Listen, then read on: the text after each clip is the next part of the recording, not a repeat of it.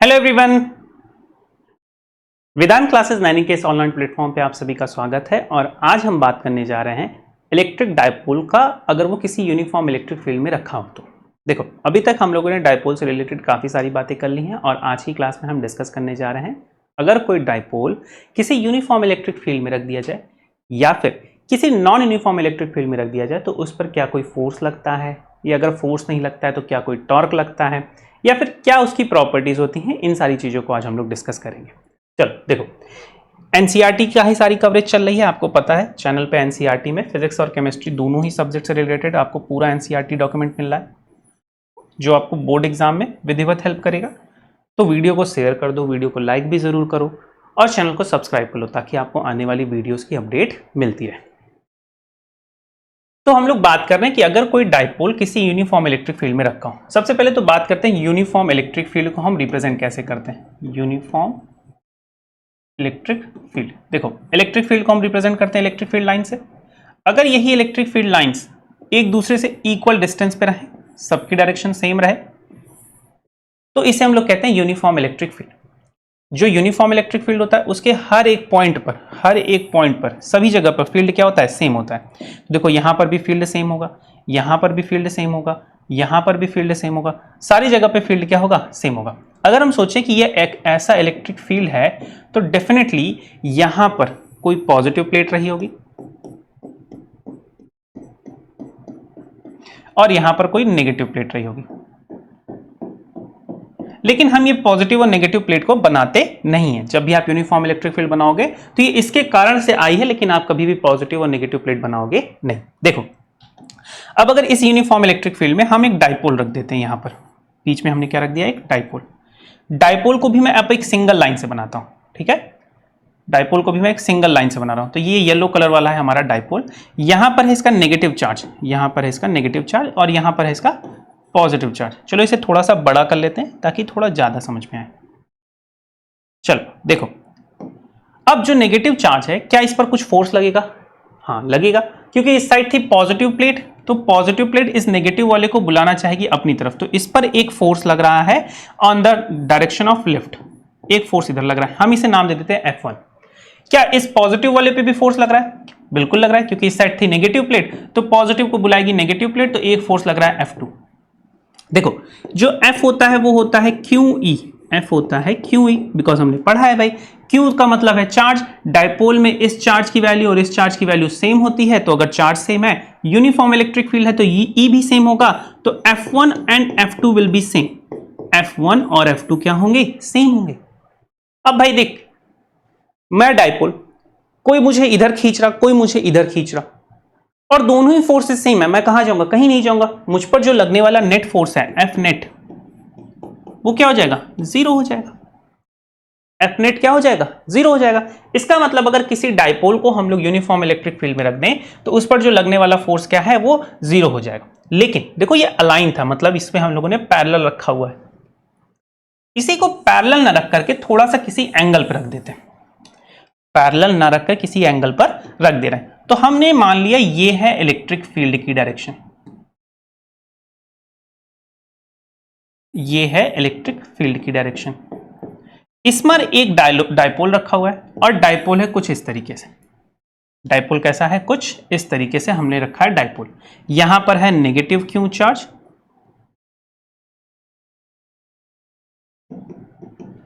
यहां पर है नेगेटिव क्यू चार्ज और यहां पर है पॉजिटिव क्यू चार्ज। हमने मान लिया डायपोल कुछ इस तरीके से था, तो अगर मैं मिडिल लाइन को ड्रॉ करना चाहूं इलेक्ट्रिक फील्ड की, तो मिडिल लाइन इलेक्ट्रिक फील्ड की ये वाली लाइन हो जाएगी आपकी, ठीक है। मैं एंगल एज्यूम कर ले रहा हूं कि ये वाला एंगल हो गया थीटा। देखो पूरी लेंथ होती है 2a, तो इस लेंथ को मैं कह दे रहा हूं a हो जाएगी और इस लेंथ को भी मैं कह दे रहा हूं a हो जाएगी। फोर्स अब कैसा लगेगा, देखो इस वाले एंड पर फोर्स लगेगा इस तरफ और इस वाले एंड पर, या फिर अगर आप ना समझ पा रहे हो तो एक तरीके से देखो, तो ये नेगेटिव चार्ज है, यहां पर थी पॉजिटिव प्लेट, तो इसको लगेगा फोर्स इधर की तरफ, और इस वाले पे नेगेटिव प्लेट थी तो फोर्स उधर लगेगा क्योंकि यहां पे नेगेटिव प्लेट थी। तो इसके कारण डेवलप हो जाएगा एक टॉर्क, डेवलप हो जाएगा क्या, एक टॉर्क। दोनों ही एंड पे क्या टॉर्क डेवलप होंगे, बिल्कुल डेवलप होंगे। और दोनों ही टॉर्क देखो आप क्या कैसे हैं, क्लॉकवाइज हैं।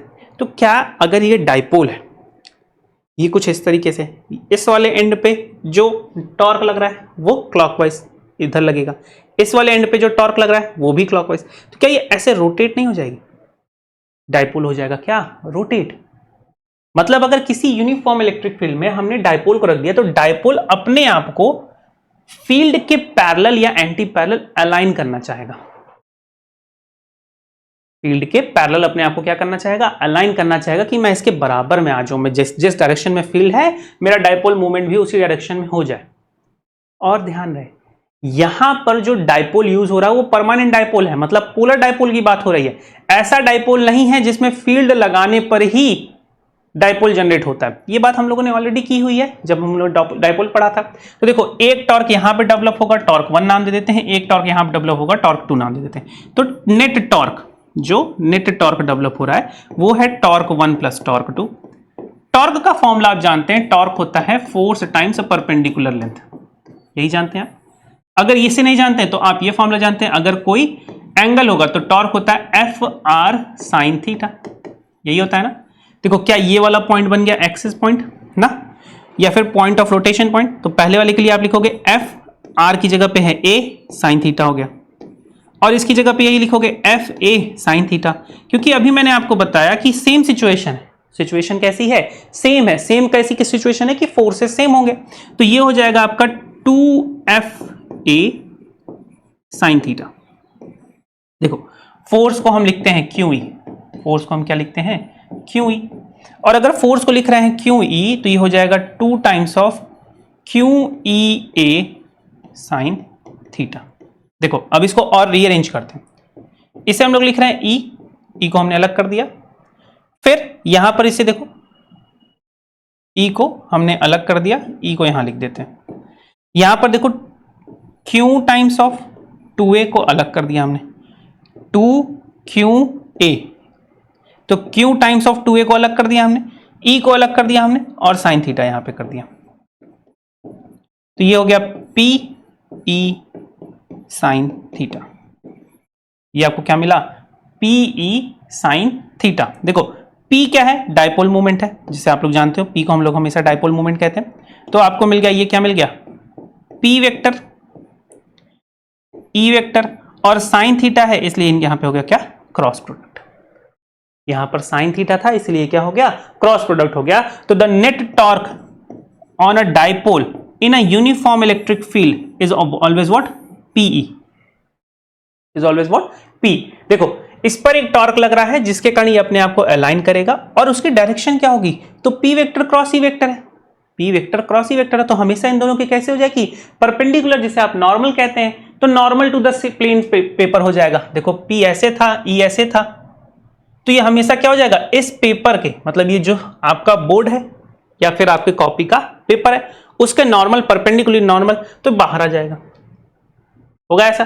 तो आपने पढ़ लिया ये नेट टॉर्क लग रहा है किसी डाइपोल में। अब बात समझो यार, ये तो कंडीशन हो गई यूनिफॉर्म के लिए, कंडीशन हो गई यूनिफॉर्म के लिए। अगर नॉन यूनिफॉर्म होता, देखो पहली बात तो यूनिफॉर्म में अगर हमने डाइपोल को रखा है, डाइपोल टेढ़ा रखा है, तो ये कर लेगा अपने आप को सीधा। डाइपोल रखा है टेढ़ा, ये कर लेगा अपने आप को सीधा। अगर मान लेते हैं कि यहां पर फोर्स ज्यादा था, यहां पर फोर्स ज्यादा था, यहां पर फोर्स क्या था? कम था, तो क्या होगा? ये सीधा तो करेगा और साथ साथ इधर भी बढ़ जाएगा। ये सीधा तो करेगा और साथ साथ इधर भी बढ़ जाएगा, क्योंकि इस वाले पॉइंट पे फोर्स ज्यादा है ना। अरे भाई फोर्स ज्यादा होता है तभी तो चार्ज पार्टिकल अट्रैक्ट कर पाता है। कैसे? समझते हैं इस बात को। ये डायग्राम आप समझ चुके हो, थोड़ा सा एक नई बात समझो। मान लेते हैं कि हमारे पास कोई एक चार्ज पार्टिकल है प्लस Q, इसने अपनी एक फील्ड डेवलप की कुछ इस तरीके से। इस वाले पॉइंट पे डेफिनेटली फील्ड ज्यादा होगी इस वाले पॉइंट के कंपेयर में, मतलब E2 पर फील्ड कम है E1 के कंपेयर में, या फिर E1 पे फील्ड ज्यादा है E2 के कंपेयर। अब समझो कोई एक ऐसे हम लोगों ने चार्ज पार्टिकल या ऐसा रॉड रख दिया, ठीक है। क्या इसके इस वाले पॉइंट पर फोर्स ज्यादा लगेगा और इस वाले पॉइंट पर फोर्स कम लगेगा? F1 will be greater than F2, होगा ऐसा, ये पॉजिटिव है, ये न्यूट्रल था, ये न्यूट्रल था। तो अगर ये कभी न्यूट्रल होता है या मतलब इसके पास कोई चार्ज नहीं होता है तो पॉजिटिव के कारण नेगेटिव वाले आ जाते हैं इस साइड और पॉजिटिव वाले चले जाते हैं इस साइड। तो नेगेटिव यहां आ गया, पॉजिटिव यहां पर आ गया। नेगेटिव पे जो फोर्स ऑफ अट्रैक्शन है वो है ज्यादा, और अगर ज्यादा है तो ये कहां चला जाएगा, इस चार्ज पार्टिकल की तरफ। इसीलिए जब आप स्केल को अपने बाल में रब करके पीसेस ऑफ पेपर को अट्रैक्ट करते हो तो वहां पर स्केल क्या करती है, वहां पर स्केल क्या करती है, ये थी स्केल, स्केल है चार्ज, इसके पास है पीसेस ऑफ पेपर। स्केल को हम लोग एज्यूम कर लेना है ये हो गई पॉजिटिव चार्ज। तो पीस ऑफ पेपर को इंडक्शन की प्रॉपर्टी से नेगेटिव आ जाते हैं इसके पास, पॉजिटिव चले जाते हैं दूसरे एंड पर, नेगेटिव आ जाते हैं इसके पास, पॉजिटिव चले जाते हैं दूसरे एंड पर, नेगेटिव आ जाते हैं इसके पास, पॉजिटिव चले जाते हैं दूसरे एंड पर। तो यहां पर पोल बन गए, क्या बन गए, डाइपोल बन गए, पोलैरिटी बन गई। अब नेगेटिव चार्ज क्योंकि पास है स्केल के कारण और इसकी इलेक्ट्रिक फील्ड यहां पर ज्यादा होगी तो फोर्स ज्यादा होगा, तो ये इसकी तरफ अट्रैक्ट हो जाता है। ये क्या हो जाता है, इसकी तरफ अट्रैक्ट हो जाता है। सिंपल सी बात है, छोटा सा लॉजिक है। चलो अब इसी चीज को एनसीईआरटी में समझते हैं कि एनसीईआरटी ने इस बात को कैसे लिखा है। तो सबसे पहले हम लोग इस एक्सप्लेन करने जा रहे हैं, dipole in a uniform electric field.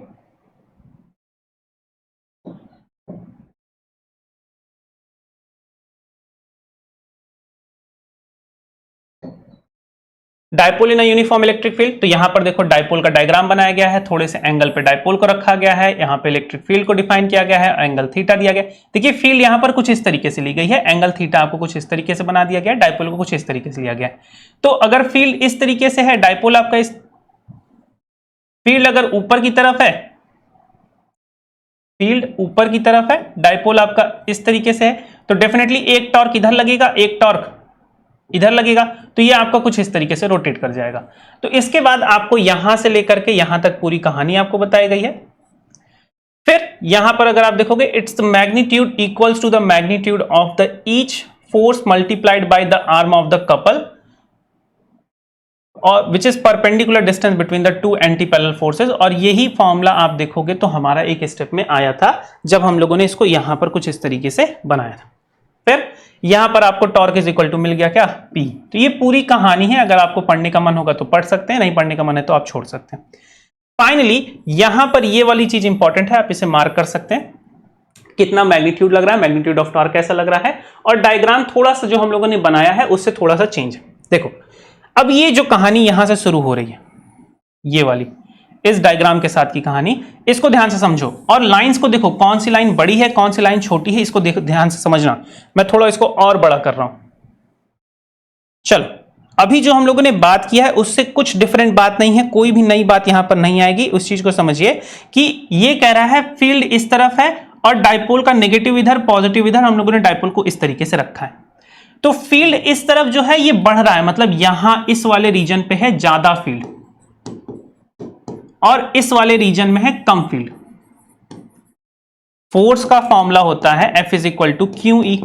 अगर फील्ड कम तो फोर्स कम, तो इस नेगेटिव चार्ज पे जो फोर्स है वो कम है, इसीलिए देखो इसकी जो लाइन यहां पे ड्रॉ किया है, इस वाले की लाइन कंपेयर में क्या किया, छोटा ड्रॉ किया। कैसा ड्रॉ किया है, ये वाली लाइन बड़ी है, ये वाली लाइन क्या है, छोटी है। इसका मतलब नेगेटिव चार्ज पर कम फोर्स लग रहा है, इस पर कैसा फोर्स लग रहा है, कम फोर्स लग रहा है, और इस वाले चार्ज पर क्या लग रहा है, ज्यादा फोर्स लग रहा है।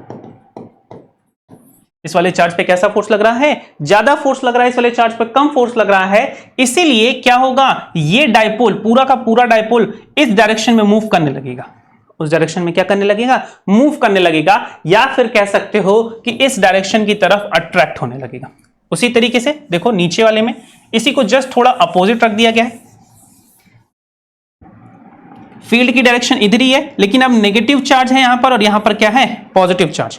तो पॉजिटिव हमेशा आपको मैंने बताया ना, इधर साइड होता है नेगेटिव प्लेट, इधर साइड होता है पॉजिटिव प्लेट, कुछ ऐसा ही होता है। लेकिन यहां पर फील्ड इस तरफ क्या है, बढ़ती हुई है, फील्ड इस तरफ आपकी बढ़ रही है, तो इस वाले रीजन में है ज्यादा फील्ड, ज्यादा इलेक्ट्रिक फील्ड, और इस वाले रीजन में है कम इलेक्ट्रिक फील्ड।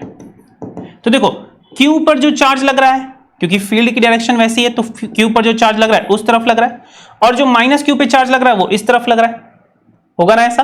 तो इसका मतलब कम इलेक्ट्रिक फील्ड, इस वाले रीजन पे जो फोर्स लग रहा है वो कम फोर्स है, इस पे जो लग रहा है वो है लेस फोर्स, और इस पर जो लग रहा है वो है मोर फोर्स।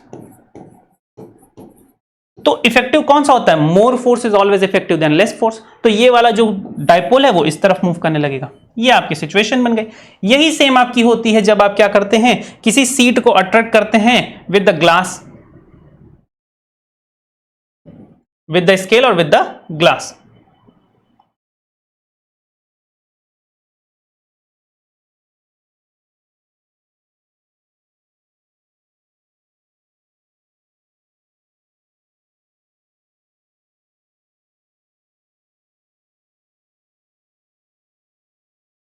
तो यहां पर आपको यही पूरी कहानी बताई गई है। अगर आपको पढ़ने की इच्छा होगी तो ये वाला पैराग्राफ से लेकर के ये वाला पैराग्राफ आपको पूरा यही बताया जा रहा है।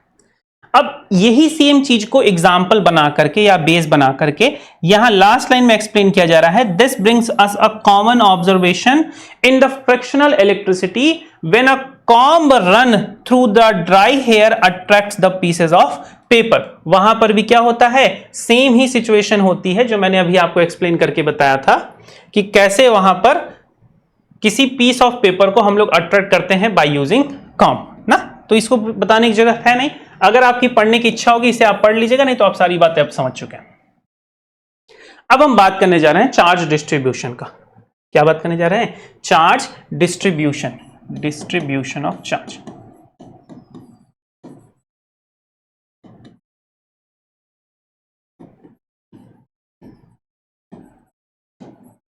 देखो चार्ज डिस्ट्रीब्यूशन क्या होता है कि अगर आप wire, plate and sphere, solid sphere, इस पर अगर कोई चार्ज पार्टिकल दोगे, मान लेते हैं Q, तो ये इसकी पूरी लेंथ L पर डिस्ट्रीब्यूट हो जाएगा। अगर इसको आप कोई चार्ज देते हो Q, तो ये इसके पूरे एरिया पर डिस्ट्रीब्यूट हो जाएगा। और अगर आप इसको कोई चार्ज देते हो Q, तो ये इसके पूरे वॉल्यूम पर डिस्ट्रीब्यूट हो जाएगा। होगा? यहां पर हम कह रहे हैं कि जो चार्ज डिस्ट्रीब्यूट हुआ है वो डिस्ट्रीब्यूट हुआ है लेंथ पर, तो Q अपॉन L। यहां पर जो चार्ज डिस्ट्रीब्यूट हुआ है वो डिस्ट्रीब्यूट हुआ है एरिया पर, तो Q अपॉन एरिया। और यहां पर जो चार्ज डिस्ट्रीब्यूट हुआ है वो डिस्ट्रीब्यूट हुआ है वॉल्यूम पर। अब ध्यान से सुनो, ये जो निकला है ये निकला है यूनिट लेंथ पर। जैसे मान लो 10 मीटर लॉन्ग वायर थी, हमने उस पर चार्ज दिया, वो चार्ज पूरा उस पर डिस्ट्रीब्यूट हो गया। हम चाहते हैं कि 1 मीटर पर कितना आया है, मतलब इस वायर का एक टुकड़ा, और उसको हमने मान लिया वो यूनिट है। If we just consider a small portion of this wire and we are supposing that part is a unit, then the charge density on that, मैं क्या बोला, चार्ज डेंसिटी, तो इस पे हो जाएगी लीनियर चार्ज डेंसिटी लैम्डा, इसे आप बोलते हैं लैम्डा, और लैम्डा हो जाएगा आपका क्या, Q अपॉन L। यहां पर ये हो जाएगा सिग्मा, इसे आप क्या बोल रहे हैं, सिग्मा, और सिग्मा हो गया क्या, Q अपॉन एरिया सेम, और इसे आप बोलते हैं रो, रो क्या हो गया, Q अपॉन V। इसकी अगर यूनिट निकालना चाहो लैम्डा की, तो लैम्डा की यूनिट हो जाएगी कूलम अपॉन मीटर। सिग्मा की यूनिट निकालना चाहोगे तो कूलम पर मीटर स्क्वायर, और रो की यूनिट निकालना चाहोगे तो coulomb per metre cube. Okay, यही 3 बात आपको समझनी थी। चलिए आइए एनसीईआरटी में देखते हैं इसको कैसे एक्सप्लेन किया है। तो ये हो गया कंटिन्यूअस चार्ज डिस्ट्रीब्यूशन। जब भी आप चार्ज डिस्ट्रीब्यूट करते हो, अगर ये कंडक्टिंग है तो क्या करेगा, चार्ज पूरे पार्ट पे बढ़ जाएगा। तो ये पूरी आपकी कहानी यहां लिखी हुई है, आप पढ़ लीजिएगा, सारी चीजें सेम बोला हुआ है। यहां पर इन्होंने सबसे पहले बोल दिया सिग्मा, यहां पर इन्होंने सबसे पहले क्या बोल दिया, सिग्मा। सिग्मा क्या है, सरफेस चार्ज डिस्ट्रीब्यूशन या सरफेस चार्ज डेंसिटी जैसे आप कहते हैं। डिस्ट्रीब्यूशन का मतलब यहां पे सरफेस पे ये डिस्ट्रीब्यूट हो रहा है, तो उसकी जो डेंसिटी आ रही है वो आ रही है क्या, डेल क्यू अपॉन में डेल एस।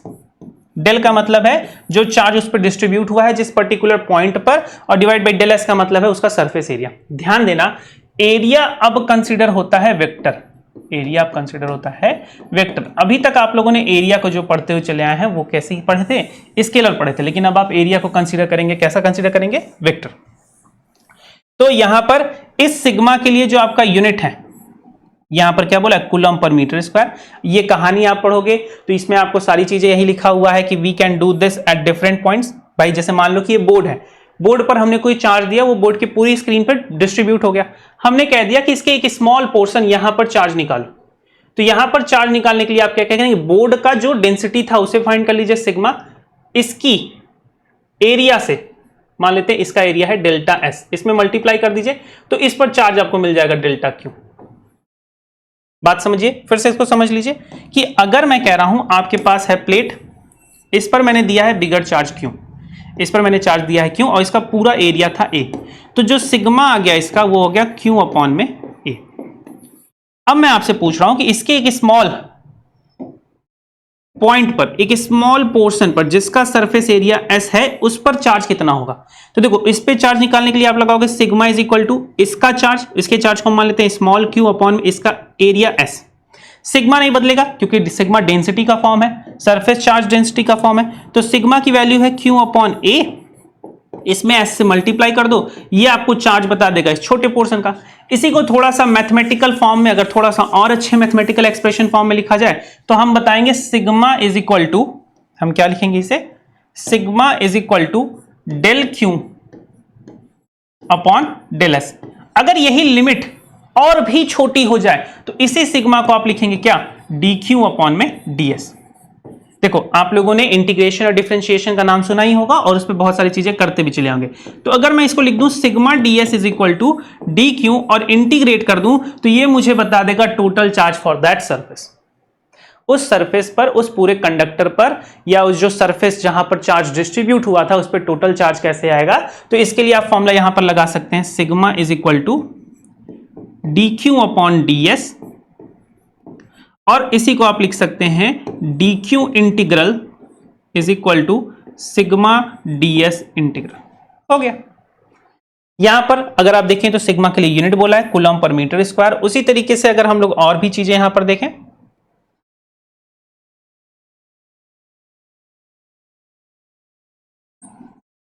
अगर हम लोग बात करें लीनियर चार्ज डेंसिटी की और लीनियर चार्ज डिस्ट्रीब्यूशन की ना,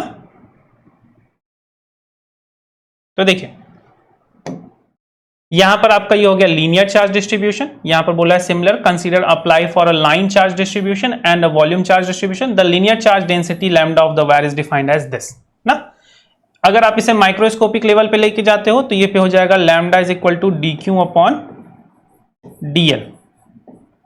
फिर से वही सारी इंटीग्रल वाली बात, इसका जो यूनिट आपको दिया है वो यहां पर दिया हुआ है, और फिर ये आपका हो गया क्या, वॉल्यूम चार्ज डेंसिटी, जहां पर वॉल्यूम चार्ज डिस्ट्रीब्यूट होने पर, और ये जो डेल्टा लिखता है ये लिखता है स्मॉल लेवल पर, तो रो को आप लिख सकते हैं, क्या लिख सकते हैं, डी क्यू अपॉन डीवी, और भी छोटे लेवल पर जाने पर आपको ये हो जाएगा, और इसकी यूनिट हो जाएगी आपकी कूलम पर मीटर क्यूब। ये सारी चीजें उसी तरीके से हैं जैसे आप मास के लिए लेते थे, याद है आप मास में करते थे, डेंसिटी वाली सारी चीजें अप्लाई करते थे। अब इसी डेंसिटी पार्ट को एज्यूम करते हुए अब डिफाइन कर रहा है कि इलेक्ट्रिक फील्ड क्या होगी। यही सारी चीजें आपको क्या करनी है, यहां पर डिस्कस करनी है। तो इलेक्ट्रिक फील्ड की अगर हम बात करें तो इलेक्ट्रिक फील्ड आपका फॉर्मूला होता है electric field is equal to 1/4 pi epsilon naught q upon में आर स्क्वायर। ये तो इसका मैग्नीट्यूड है, और इसी डायरेक्शन को अगर आप डिफाइन करना चाहो तो यहीं पर आर कैप लिख दोगे, इसी को ई वेक्टर लिख दोगे। देखिए इसी फॉर्मूले को अगर Q इज इक्वल टू हो जाए लैम्डा इंटू एल, लेकिन आप हमेशा क्या dq की बात कर रहे हो। dq का मतलब क्या कि अगर हम छोटे इलेक्ट्रिक फील्ड की बात कर रहे हैं किसी पर्टिकुलर पोर्शन के लिए या किसी पर्टिकुलर छोटे पार्ट के लिए, तो dE इज इक्वल टू हो जाएगा 1/4 pi epsilon not dq vector, sorry dq vector नहीं होगा, dq अपॉन आर स्क्वायर और आर कैप। चलो d का मतलब क्या, यहां पर जो dq है अगर ये लीनियर चार्ज डेंसिटी है या लीनियर, अगर ये लीनियर है तो dq की जगह पे आप रख सकते हो, क्या रख सकते हो, लैम्डा dl। अगर ये सरफेस है तो dq की जगह आप क्या रख सकते हो, सिग्मा ds, और अगर यही वॉल्यूम है तो dq की जगह आप क्या रख सकते हो, रो dv। ये तीनों कंडीशन में जब आप फॉर्मूले को रखोगे तो आपको क्या मिल जाएगा, तीनों ही सिचुएशन में अलग अलग इलेक्ट्रिक फील्ड मिल जाएगी। तो अगर हम लोग इलेक्ट्रिक फील्ड की बात कर रहे हैं लीनियर कंडीशन के लिए तो dE वेक्टर हो जाएगा आपका 1/4 pi epsilon naught lambda dl upon are square are cap. फिर अगर यहीं पे हम लोग बात कर रहे हैं किसकी, सरफेस के लिए, तो 1/4 pi epsilon naught sigma D S upon are square are cap. और अगर यहीं पर हम बात कर रहे हैं वॉल्यूम की, तो डी वेक्टर हो गया 1/4 pi epsilon naught rho D V upon are square are cap. यही सारी बातें आपकी एनसीईआरटी में यहां पर लिखी हुई है, तो अगर आप इसे पढ़ना चाहो तो पढ़ भी सकते हो, नहीं तो ये कोई भी बहुत ज्यादा काम की बातें नहीं है, आप सारी चीजें आप जान भी रहे हो। तो अगर यहां पर आप मार्क करना चाहो कि आपको कौन सी बातें लिखनी है, पढ़नी है यहां पर, तो यहां पे इन्होंने जो फॉर्मूला दिया है वो एक्चुअली केवल और केवल वॉल्यूम के लिए दिया है। ये वाला जो फॉर्मूला दिया है ये किसके लिए दिया है? वॉल्यूम चार्ज डिस्ट्रीब्यूशन के लिए दिया है इन्होंने, ये वाला फॉर्मूला। अगर आप पढ़ना चाहो तो ये तो यहां तक की सारी चीजें तो आप लोगों ने लास्ट स्लाइड में ही कवर कर लिया है। यहां पर यही कहानी लिखी हुई है कि किसी स्मॉल सेगमेंट, अगर हमारे पास कोई वॉल्यूम का सिस्टम आ जाए या फिर हमारे पास कोई स्फीयर आ जाए, उसको कोई चार्ज क्यू देंगे तो उसके पूरे वॉल्यूम पे डिस्ट्रीब्यूट हो जाएगा, तो उसकी चार्ज डेंसिटी हो जाएगी रो, और रो की जगह आप लिख सकते हैं, क्या लिख सकते हैं? Del Q upon del V, ये लिखेंगे। तो del V rho del V is equal to क्या हो जाएगा? Del Q. तो देखिए यहीं पर डेल क्यू की जगह डेल ई में जहां पर आपका आता del E is equal to जो आता आपका 1/4 pi epsilon naught del Q upon are square are cap. तो डेल क्यू की जगह इन्होंने यही वैल्यू यहां पर रख दी है, अगर आप देखो। और कह रहे हैं कि अब यहां से अगर आपको ई निकालनी हो, टोटल फील्ड निकालनी हो, तो ई हो जाएगा जितने इसके वॉल्यूम पार्ट हैं उनको ऐड कर दो, तो 1/4 पाई एप्सिलॉन नॉट तो कांस्टेंट चलता है, यहीं पे लगा दो समेशन, देखो यहीं पे लगा दो समेशन फॉर ऑल वॉल्यूम। यहां पे इन्होंने क्या बोल दिया? फॉर ऑल वॉल्यूम, और आर स्क्वायर आर कैप को एज इट इज छोड़ दिया। तो बस ये यहां पर आप कह ले सकते हैं कि इन्होंने बस केवल थ्योरेटिकल वे में उसको बोला है। तो अगर आप इसको पढ़ना नहीं चाहते हो, अगर बातें समझ गए हो तो कोई जरूरत नहीं इसे पढ़ने की। बाकी अगर आपके पास टाइम है, आप और भी अच्छी खासी अंडरस्टैंडिंग लेना चाहते हो, तो आपकी इच्छा है, आप इसे पढ़ सकते हो। तो आज की क्लास में हम लोगों ने बात किया है, अगर किसी डायपोल को हम इलेक्ट्रिक फील्ड में रखते हैं तो डायपोल इलेक्ट्रिक फील्ड में कैसा बिहेव करता है, उस पर किस डायरेक्शन में फोर्स लगता है उस पर, और उसके बाद हम लोगों ने बात किया है चार्ज डिस्ट्रीब्यूशन को लेकर के। चलो अब एक जो पिछला कॉन्सेप्ट बचा रह गया था इलेक्ट्रिक फ्लक्स का, उसे भी आज हम लोग कवर करते हैं। देखो फ्लक्स समझने से पहले समझ लो कि ये क्या है, उसको थोड़ा सा अच्छे से समझते हैं। मान लेते हैं ये हमारे पास है पानी बह रहा है यहां से, ये कोई रिवर है ना, ये जो लाइन वाले सेगमेंट्स हैं आप इसे मान लेना कि ये हम लोग पर्टिकुलरली मान रहे हैं वाटर का अमाउंट है, 1 लाइन का अमाउंट, 2 लाइन का अमाउंट, 3 लाइन का अमाउंट, 4 लाइन का अमाउंट, 5 लाइन का अमाउंट। अगर हम किसी रिंग को कुछ इस तरीके से रखें, अगर हम किसी रिंग को कुछ इस तरीके से रख रहे हैं, देखो तो ये डायरेक्शन ऑफ फ्लो है, ये किसका है? फ्लो की डायरेक्शन है। और रिंग को हमने कुछ इस तरीके से रखा तो इससे बहुत सारे अमाउंट में क्या हो रहा था? पानी पास कर रहा था। इसी रिंग को अब हम लोगों ने थोड़ा सा ऐसा टेढ़ा रखा, देखो इसी रिंग को अब हम लोगों ने सिलेक्ट किया, देखो सिलेक्ट हो पाता है, हाँ देखो सिलेक्ट हो गया। इसी रिंग को अब हम लोग टेढ़ा कर रहे हैं, देखिए टेढ़ा किए, क्या अब रिंग को टेढ़ा करने पर कम अमाउंट ऑफ वाटर पास हो रहा है? बिल्कुल। अब इसी रिंग को चलो फिर से और टेढ़ा करते हैं, इसी रिंग को और टेढ़ा करते हैं। अब क्या देखो क्या हो रहा है यहां पर, ये जो पॉइंट हो गया, अगर यहां पर रिंग को रख दिया जाए तो इससे हो जाएगा 0 अमाउंट ऑफ वाटर पास कर रहा है। अब इस रिंग से वाटर ही नहीं पास कर रहा है, मतलब इसी एरिया से, रिंग का एरिया हमने नहीं बदला, उसकी बस डायरेक्शन बदली, उसकी ओरिएंटेशन बदली, उसको रखने का तरीका बदला, उससे पास करने वाला जो वाटर था उसके अमाउंट में डिफिशियंसी आने लगी, उसके अमाउंट में डिफरेंट आने लगा। फिर अगर आप इसी रिंग को ऐसे फिर से सीधा कर देते हो तो फिर से इसमें से अमाउंट ऑफ वाटर अच्छे से पास करने लगेगा, होगा ना ऐसा? तो आखिर ऐसा क्यों हो रहा था? जो अमाउंट ऑफ वाटर इसमें से पास कर रहा है वो, उसको हम लोग नाम देते हैं वाटर फ्लक्स। और अगर सेम चीज को इलेक्ट्रिक फील्ड डिफाइन कर दें कि ये किसी चार्ज की हो जाए इलेक्ट्रिक फील्ड, ये हो जाए किसी चार्ज की इलेक्ट्रिक फील्ड, और ये हो जाए कोई एरिया, ये हो जाए कोई एरिया, तो किसी पर्टिकुलर एरिया से पास करने वाली नंबर ऑफ फील्ड लाइंस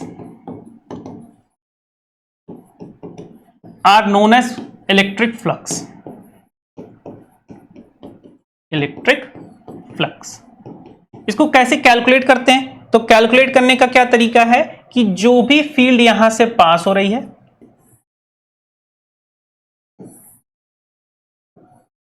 उससे इसके एरिया में क्या कर दें, मल्टीप्लाई कर दें। यहां पर मान लेते हैं ये एरिया था, सेम चीज को कॉपी करते हैं,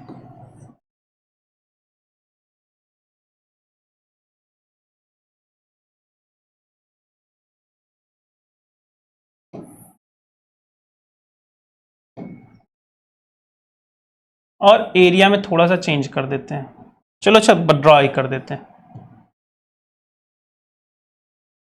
तो फिर से आपका ये क्या हो गया, इलेक्ट्रिक फील्ड की डायरेक्शन ऐसी हो गई, सेम इलेक्ट्रिक फील्ड है, लेकिन अब जो एरिया है वो कुछ एंगल ड्रॉ कर रहा है। मैंने आपको पहले ही बता दिया एरिया होता है वेक्टर क्वांटिटी। तो अब एरिया का आप क्या लोगे, डायरेक्शन। तो डायरेक्शन लेने में क्या लेते हो आप, आउटवर्ड डायरेक्शन है, परपेंडिकुलरली आउटवर्ड। तो इस एरिया की जो डायरेक्शन है वो है ये एरिया वेक्टर हो गया। यहां पर इस एरिया का जो डायरेक्शन हो गया वो हो गया ये एरिया वेक्टर हो गया। फील्ड की डायरेक्शन ऐसी है, एरिया वेक्टर वैसा है, इनके बीच का जो एंगल यहां पर हो गया थीटा। यहां पर फील्ड की डायरेक्शन ऐसी है, एरिया वेक्टर भी ऐसा है, यहां पर जो इनके बीच का एंगल हो गया थीटा, वो हो गया 0 डिग्री, वो हो गया क्या 0 डिग्री।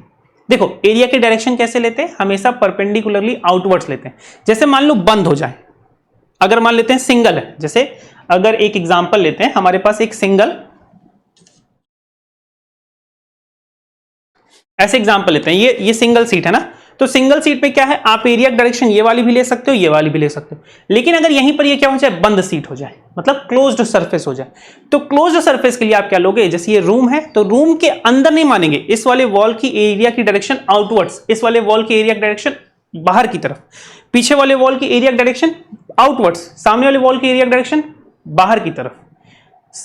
जो सीलिंग है, सीलिंग के ऊपर की तरफ, जो आपका सरफेस है इसका नीचे की तरफ। तो एरिया की जो डायरेक्शन आप मानते हो वो हमेशा क्या मानते हो, परपेंडिकुलरली आउटवर्ड्स। तो यहां पर फ्लक्स को कुछ इसी तरीके से डिफाइन किया गया है, इलेक्ट्रिक फ्लक्स क्या होता है इसी के बारे में समझाया जा रहा है। देखो जो ये फर्स्ट लाइन आपका ये पैराग्राफ लिखा गया है, ये आपको यही समझाने के लिए लिखा गया है कि एरिया को कैसे कंसीडर करना है, उसे वेक्टर मानेंगे, उसे स्केलर नहीं मानेंगे। और ये लिक्विड फ्लो के लिए आपको समझा रहा है कि वेलोसिटी का अगर मल्टीप्लाई कर रहे हैं ds के साथ और n कैप उसकी डायरेक्शन बता रहा है, n कैप मैंने बताया ना, और फिजिक्स में आप हमेशा n रिप्रेजेंट करते हो किसके लिए, परपेंडिकुलरली डायरेक्शन के लिए, नॉर्मल के लिए। तो यहां से आप उसका फ्लक्स निकाल सकते हो। सेम बात को कॉपी किया है इन्होंने किसके लिए, फील्ड के लिए।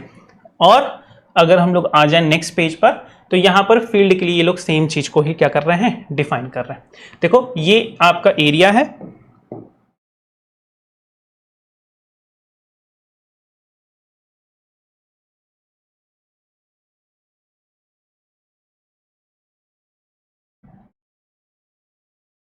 चलो देखो ये आपका डायग्राम है,